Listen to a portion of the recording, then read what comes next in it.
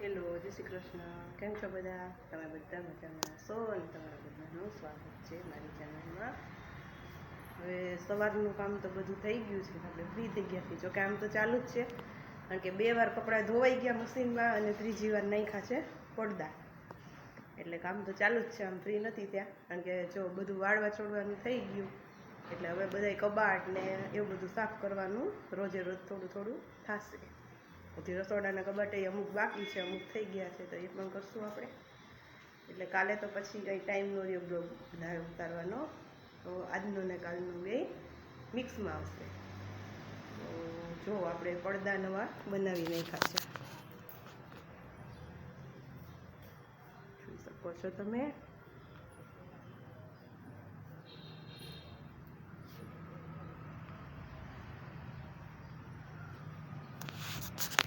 હવે કરીએ આપણે ઠાકોરજીના દર્શન.